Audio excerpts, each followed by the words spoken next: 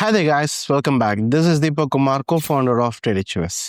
So இந்த வீடியோவில் எதை பற்றி பார்க்க போகிறோம்னு பார்த்தீங்கன்னா ஜப்பான். ஏன்னா நீங்கள் நியூஸ்லையும் சரி யூடியூப் வீடியோலையும் சரி எல்லா இடத்துலையும் பார்த்தீங்கன்னா ஜப்பான் கிரைசிஸில் இருக்குது, கடன் அதிகமாக இருக்குது, அதே மாதிரி நிறைய விஷயங்கள் சொல்கிறாங்க. இப்போ இன்கேஸ் அந்த விஷயங்கள்லாம் உண்மையாக இருந்தால் நம்ம இந்தியாவும் பாதிப்பு இருக்கும், அது எந்த விதத்தில் பாதிப்பு வரும், அது மட்டும் இல்லாமல் ஜப்பான் என்னென்ன விஷயங்களில் கிரைசிஸில் இருக்காங்க அப்படின்றத டீட்டெயிலாக பார்க்கலாம். ஃபர்ஸ்ட் கடன் டெப்ட் டு ஜிடிபி ரேஷியோ பார்த்தீங்கன்னா 260% இருக்குது. என்னன்னா அவங்க வாங்கின கடனுக்கும் அவங்க வருஷத்தில் அவங்க ஜிடிபி நம்ம பார்க்கும்போது 260% மேலே இருக்குது. என்ன சொல்கிறாங்கன்னா அவங்க பட்ஜெட் இருக்கும், இப்போ நம்ம பார்த்துருப்போம் நம்ம பட்ஜெட் இருக்குது, அதே மாதிரி அவங்க பட்ஜெட்டில் வருஷம் 25% அந்த டெப்டை சர்வீஸ் பண்ணுறதுக்கு தான் அவங்க என்ன பண்ணுறாங்க, அலோகேட் பண்ணுறாங்க. அந்த அளவுக்கு கடன் என்ன இருக்குது, அதிகமாக இருக்குது அப்படின்றது விஷயங்கள் பார்க்கணும். ஃபஸ்ட்டு கடனில் இருக்காங்க. ரெண்டாவது விஷயம் என்ன பார்க்கணும்னா இன்ஃப்ளேஷன் நாளுக்கு நாள் அதிகமாகிட்டே இருக்குது. ஜப்பான் எந்த மாதிரி கண்ட்ரின்னு பார்த்தீங்கன்னா டீஃப்ளேஷன் இருந்துச்சு. அதனால் நம்மலாம் பார்த்தீங்கன்னா வருஷம் இன்ஃப்ளேஷனில் இருந்தால் கேள்விப்பட்டிருக்கோம். என்னன்னா பொருளோட விலை ஏறுறதா கேள்விப்பட்டிருக்கோம். அவங்க ஊரில் பார்த்தீங்கன்னா பொருளோட விலை கம்மியாகிற அளவுக்கு அவங்க டீஃப்ளேஷனில் இருந்தாங்க அந்த டைமில். என்னன்னா 20 30 வருஷம் இன்ஃப்ளேஷன்ன்றதே கிடையாது, பொருளோட விலை டீஃப்ளேஷனில் தான் இருந்தாங்க. அது எந்த அளவுக்குன்னா 20 30 வருஷமாக நீங்கள் ஒரு பொருள் எடுக்கிறீங்கன்னு வச்சுக்கோங்க. சும்மா ஒரு எக்ஸாம்பிளுக்கு அவங்க அரிசி வாங்க போகிறாங்கன்னா 10 ரூபாயில் இருந்துச்சுன்னா 20 வருஷம் கழிச்சு அதே அரிசி 10 ரூபாயில் தான் இருந்துச்சு, விலை ஏறவே இல்லை, அந்த அளவுக்கு இருந்துச்சு. இப்போது என்ன ஆகுதுன்னா இப்போ விலை எல்லாமே ஏறுது. விலை ஏறுறதுனால மக்களுக்கு ஏதோ ஷிஃப்டாக இருக்குது. ஒரு 10 பைசா ஏறினதுக்காக ஒரு ஐஸ்கிரீம் கம்பெனி என்ன பண்ணுறாங்க பார்த்தீங்கன்னா அப்பாலஜைஸ் பண்ணி வீடியோ போடுறாங்க. அந்த அளவுக்கு ஸ்டேபிளாக அந்த மார்க்கெட் இப்போ விலை ஏறுது. அது மட்டும் இல்லாமல் பார்த்தீங்கன்னா என்னோட வேல்யூ, அவங்களுக்கோட கரன்சியோட வேல்யூ என்ன ஆகுது, கம்மியாகுது. கம்மியாகும் போது என்ன ஆகும்னா பொருளோட ஏற்கனவே இன்ஃப்ளேஷன்லேயே பொருளோட விலை அதிகமாகும். இது மட்டும் இல்லாமல் இம்போர்ட் பண்ணுற பொருள், ஜப்பான் பார்த்தீங்கன்னா நிறைய பொருளை இம்போர்ட் தான் பண்ணுறாங்க. கண்ட்ரி சின்னது. இப்போ நீங்கள் க்ரூட் ஆயில் எடுத்துக்கோங்க, கோல் எடுத்துக்கோங்க, இது மட்டும் இல்லாமல் ரா மெட்டீரியல்ஸ் எடுத்துக்கோங்க, இது எல்லாமே என்ன பண்ணிட்டுருக்காங்க, உள்ளே கொடுத்து காசு கொடுத்து வாங்கிட்டு இருக்காங்க. இப்போ இம்போர்ட் பண்ணும்போது என்னோட வேல்யூ கம்மியாச்சுன்னா என்ன நடக்கும் அப்படின்றத ஒரு சின்ன எக்ஸாம்பிளோட பார்க்கலாம். இப்போ வந்து 100 yen கொடுத்தா ஒரு $1 வாங்கலாம் அப்படின்ற ஒரு நிலைமை இருந்துச்சு. அப்போ வந்து ஒரு $1 ஒரு பொருளை வாங்குறாங்கன்னா இப்போ என்ன ஆகுது, வேல்யூ கம்மியாகுது. 150 yen கொடுத்தா தான் என்ன பண்ண முடியும், அந்த $1 வர்த்தான பொருளை வாங்க முடியும்னா அப்போ என்ன ஆகுதுன்னா உங்களுக்கு வேல்யூ எல்லாமே என்ன ஆகிட்டு இருக்கு, ஜப்பானோட என்னோட வேல்யூ வந்து கம்மியாகுது. இது கம்மியானதுக்கான ரீசன் பார்த்தீங்கன்னா நிறைய விஷயங்கள் இருக்குது. முக்கியமான ரீசன் அப்படின்னு நம்ம யார் எடுத்தாலும் எல்லாரும் சொல்கிற விஷயம் என்னன்னா இன்ட்ரெஸ்ட் ரேட்டை சொல்லுவாங்க. நீங்கள் 20 30 வருஷம் முன்னாடிலாம் பார்த்தீங்கன்னா ஜப்பானோட இன்ட்ரெஸ்ட் ரேட் வந்து 0 மைனஸ்லேயும் போச்சு, 0ல் தான் மேஜராக இருக்குது. 0னா இப்போ நீங்கள் 1 லட்ச ரூபா போட்டிங்கன்னா உங்களுக்கு இன்ட்ரெஸ்ட்டே கிடையாது, 1 லட்ச ரூபா அப்படியே தான் இருக்கும். சம்டைம்ஸ் நீங்கள் 1 லட்ச ரூபா போட்டிங்கன்னா மைனஸ் இன்ட்ரெஸ்ட்டோட மீனிங் என்னன்னா நீங்கள் 1 லட்ச ரூபா போட்டதுக்கு நீங்கள் பேங்க்குக்கு இன்ட்ரெஸ்ட் கொடுக்கணும். அப்படி இருந்த கண்ட்ரி. அப்போ என்ன ஆகுது அந்த டைமில் 20 30 வருஷம் முன்னாடி உங்களோட மைண்ட் செட் எப்படி இருக்குன்னு யோசிச்சு பாருங்களேன். பெரிய பெரிய கம்பெனி ஓனராக இருக்கீங்க, இல்லை பென்ஷன் ஃபண்ட்ஸ் வருது, உங்களுக்கு என்ன பண்ணுவீங்கன்னா அப்போ ஜப்பானில் காசு வைக்க வேணாம், எந்த கண்ட்ரி இன்ட்ரெஸ்ட் கொடுக்குதோ அந்த கண்ட்ரியில் என்ன பண்ணலாம், இன்வெஸ்ட் பண்ணலாம். அதுவும் சேஃபாக இருக்கணும் அப்படின்ற மாதிரி யோசிச்சிருந்தீங்க. டெக்னாலஜி நல்லா வளரணும். அந்த டைமில் பார்த்தீங்கன்னா யூஎஸ் தான். அப்போது ஜப்பானில் இருக்க பெரிய பெரிய கம்பெனிஸ் என்ன பண்ணாங்கன்னா காசு எடுத்துகிட்டு போய் எங்கே போட ஆரம்பித்தாங்க, யூஎஸில் போட ஆரம்பித்தாங்க. எப்படி ட்ரெஷரி பாண்டும் சரி, ஸ்டாக்ஸ் வாங்குறதும் சரி. ராபர்ட் கியோசாகி கூட நீங்கள் இன்டர்வியூவில் பார்த்துருப்பீங்க. நான் என்ன பண்ணுறேன், ஜப்பானில் 0 இன்ட்ரெஸ்ட்க்கு வாங்கி நான் என்ன பண்ணுறேன், ஹவுஸ் வாங்குறேன், இந்த மாதிரி விஷயங்கள் சொல்லிட்டு இருந்தாங்க. அப்போ என்னாச்சு, காசெல்லாம் எடுத்து எங்கே போடுறாங்க, யூஎஸ் மார்க்கெட்டில் போடுறாங்க. யூஎஸ் வந்து நல்லா வளர்ந்துச்சு. இப்போ இந்த இடத்துல பார்த்தீங்கன்னா அவங்க என்ன விற்று தான், ஏன்னா அவங்க என்ன பண்ணணும்னா யூஎஸ் வாங்கணும்னா யூஎஸ்டியாக அதை கரன்சியாக மாற்றிட்ட பிறகு தான் என்ன பண்ண முடியும், ட்ரெஷரி பாண்ட் வாங்க முடியும். அப்போ என்ன பண்ணுறாங்க, எண்ணெய் விற்கிறாங்க. எண்ணெய் விற்கும் போது அதோட வேல்யூ என்ன ஆகுது, கம்மியாகுது. யூஎஸ்டியை வாங்கும் போது யூஎஸ் டாலரோட வேல்யூ என்ன ஆகுது, அதிகமாகுது. இந்த மாதிரி விஷயங்கள் தான் என்ன ஆச்சுன்னா உங்களுக்கு என்னோட வேல்யூ வந்து கம்மி பண்ணி விட்டுச்சு. இப்போ பார்த்தீங்கன்னா முன்னாடி அந்த மாதிரி இருந்துச்சு, இப்போ என்ன பண்ணுறாங்க, இன்ட்ரெஸ்ட் ரேட்டும் ஏற்றிருக்காங்க, அதே மாதிரி இன்ஃப்ளேஷனும் ஏறுது. 4வது விஷயம் நம்ம பார்க்குறது என்னன்னா ஏஜ்.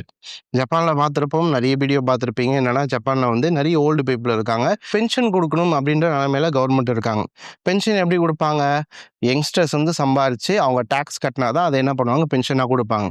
இப்போ யங்ஸ்டர்ஸ் நிறைய பேர் இருக்காங்க அப்படின்னு பார்த்தீங்கன்னா கிடையாது. ஃபர்டிலிட்டி ரேட் வந்து என்ன இருக்குன்னா ஜப்பானில் கம்மியாக இருக்குது. அப்போது நீங்கள் ஃப்யூச்சர் ஜென்ரேஷன் பார்த்தீங்கன்னா வயசானவங்க நெறைய பேர் இருப்பாங்க. ஆனா, நீங்க யங்ஸ்டர்ஸ்ன்னு பார்க்கும்போது, சம்பாதிக்கிற கெப்பாசிட்டி உள்ள யங்ஸ்டர்ஸ்ன்னு பார்க்கும்போது யாருமே இருக்க மாட்டாங்க. அப்ப கவர்மெண்ட் என்ன பண்ற மாரி இருக்கும், பென்ஷன் பே பண்ற மாரி இருக்கும்.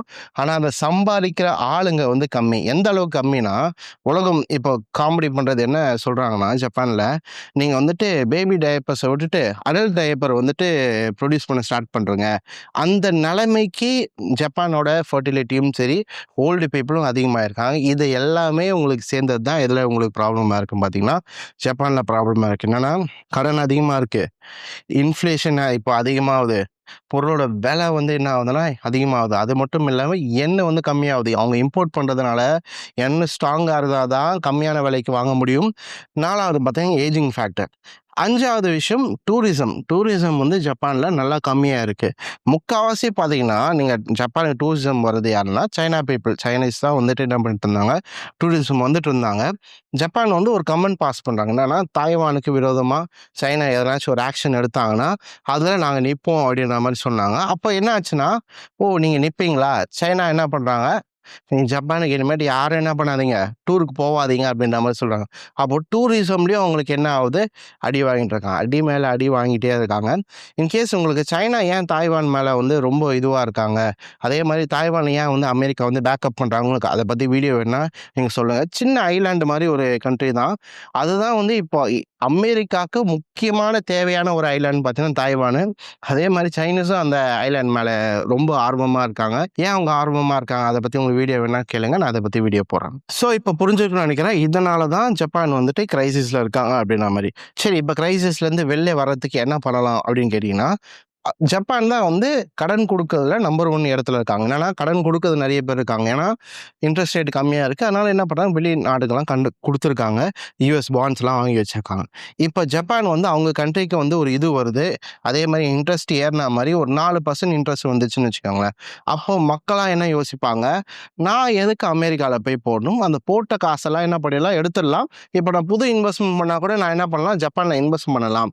அப்படின்ற மாரி இன்வெஸ்ட்மென்ட் பண்ணாங்கன்னா, ஜப்பானோட இது வந்து ஸ்டேபிள் ஆவறதுக்கான சான்சஸ் அதிகமா இருக்கு. இந்த இடத்துல நல்லா யோசிச்சு பாருங்க. ஜப்பான் வந்து யுஎஸ்க்கு நெறைய கடன் குடுத்திருக்கு. ட்ரெஷரி பாண்ட் வாங்கி வச்சிருக்கு. இப்ப அத குளோஸ் பண்ணாங்கன்னா, கண்டிப்பா யார் அடி வாங்குவாங்கன்னு பார்த்தீங்கன்னா, யுஎஸ் வந்து அடி வாங்குறதுக்கான சான்சஸ் அதிகமா இருக்கு. யுஎஸ் அடி வாங்கிச்சுன்னா, கண்டிப்பா நம்ம இந்தியாவும் அடி வாங்குறதுக்கான சான்சஸ் அதிகமா இருக்கு. நீங்க இப்ப யோசிக்கலாம். என்னன்னா, இப்ப நம்ம யூரோப்பியன் டீல்லாம் போட்டிருந்தோம். மதர் ஆஃப் டீல்லாம் பார்த்திருப்பீங்க. எஸ் அதெல்லாம் குட் தான். இருந்தாலும் பார்த்தீங்கன்னா, நம்போ அமெரிக்காலேருந்து ஃபுல்லா இண்டிபெண்டன்ட் ஆயிட்டோமா அப்படின்னு கேட்டீங்கன்னா கிடையாது. அமெரிக்கால டிபெண்டன்ட்டா தான் இருக்கோம். இந்த டீல்ஸ் எல்லாம் இருந்தாலும் சரி, அமெரிக்கா மேல பார்த்தீங்கன்னா, ஐடி சர்வீசஸ்லாம் முக்காவாசி எங்கேருந்து வருதுன்னு பார்த்தீங்கன்னா, அமெரிக்காலேருந்து தான் வருது. அதனால அமெரிக்கா அடி வாங்கிச்சுன்னா, ஐடி செக்டார்ஸ் எல்லாமே அடி வாங்குறதுக்கான சான்சஸ் இருக்கு. நல்லா புரிஞ்சுக்க வேண்டிய விஷயம் என்னன்னா, நம்ம ஊர்ல ஐடி செக்டார் நெறைய பேர் ஒர்க் பண்றாங்க.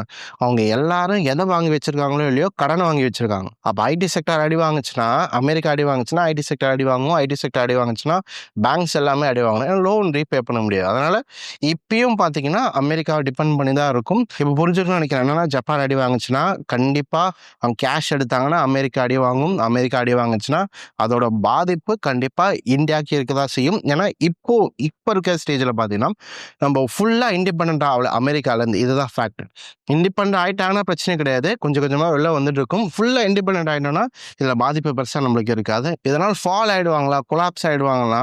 ஒரு கேள்விக்குறி தான். ஏன்னா கேஷ் இருக்கு. அடுத்த இடத்துல லோட் பண்ணி வச்சிருக்காங்க. அடுத்து இன்வெஸ்ட்மென்ட் பண்ணலாம். அதே மாரி ஏஜிங் பாப்புலேஷன் இருக்கு. அதுக்கான விஷயங்கள் அவங்க பண்ணாங்க. அதே மாரி டூரிசம் கொஞ்சம் ரேட் எல்லாம் கம்மி பண்ணாங்கன்னா, கண்டிப்பா ஜப்பான் கொஞ்சம் ஸ்டேபிளா இருக்காது. குரோத் இருக்குமானா கிடையாது. ஸ்டேபிளா இருக்கிறதுக்கான சான்சஸ் இருக்கும். குரோத் வந்து நம்ம இந்தியா பார்க்கணும். இந்தியா நல்ல குரோத்ல இருக்கு. இன்வெஸ்ட்மென்ட் பண்றவங்க தாராளமா இந்தியா மேல இன்வெஸ்ட் பண்ணி வச்சுட்டே இருக்கலாம். ஒரு பிரச்சனையும் கிடையாது. எனக்கு தெரிஞ்சு இந்த வீடியோ யூஸ்ஃபுல்லா இருந்திருக்கும்னு நினைக்கிறேன். இதே மாரி நான் அடுத்த வீடியோ சந்திக்கிறேன். Until then take care. பாய்.